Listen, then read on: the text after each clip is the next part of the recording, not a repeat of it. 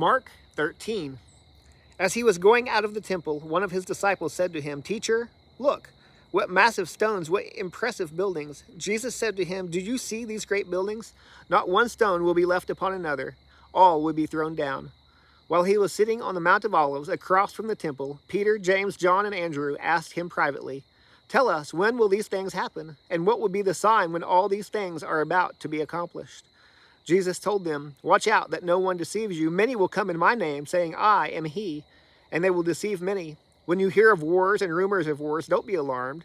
These things must take place, but it is not yet the end. For nation will rise up against nation, and kingdom against kingdom. There will be earthquakes in various places and famines. These are the beginnings of birth pains.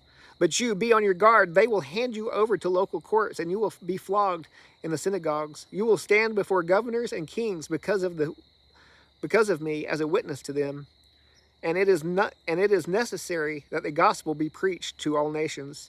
So when they arrest you and hand you over, don't worry beforehand what you will say, but say whatever is given to you at that time, for it isn't you speaking, but the Holy Spirit. Brother will betray brother to death, and a father his child. Children will rise up against parents and have them put to death. You will be hated by everyone because of my name, but the one who endures to the end will be saved. When you see the abomination of desolation standing where it should not be, let the reader understand, then those in Judea must flee to the mountains. A man on the housetop must not come down or go in to get anything but out of his house, and a man in the field must not go back to get his coat. Woe to pregnant women and nursing mothers in those days. Pray it won't happen in winter, for those will be days of tribulation, the kind that hasn't been from the beginning of creation until now, and never will be again. If the Lord had not cut those days short, no one would be saved. But he cut those days short for the sake of the elect whom he chose. Then if anyone tells you, 'See, here is the Messiah,' 'See, there,' do not believe it, for false messiahs and false prophets will arise and will perform signs and wonders to lead astray, if possible, the elect. And you must watch. I have told you everything in advance. But in those days, after that tribulation, the sun will be darkened, and the moon will not shed its light. The stars will be falling from the sky, and the powers in the heavens will be shaken. Then they will see the Son of Man coming in clouds with great power and glory. He will send out the angels and gather his elect from the four winds, from the ends of the earth to the ends of heaven. Learn this lesson from the fig tree. As soon as its branch becomes tender and sprouts leaves, you know that summer is near. In the same way, when you see these things happening, recognize that he is near at the door.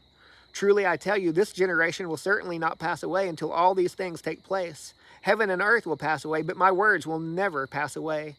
Now concerning that day or hour no one knows, neither the angels in heaven nor the Son, but only the Father. Watch, be alert, for you don't know when the time is coming. It is like a man on a journey who left his house, gave authority to his servants, gave each one his work, and commanded the doorkeeper to be alert. Therefore be alert, since you don't know when the master of the house is coming, whether in the evening or at midnight or at the crowing of the rooster or the early in the morning. Otherwise, when he comes suddenly, he might find you sleeping. And what I say to you, I say to everyone, be alert.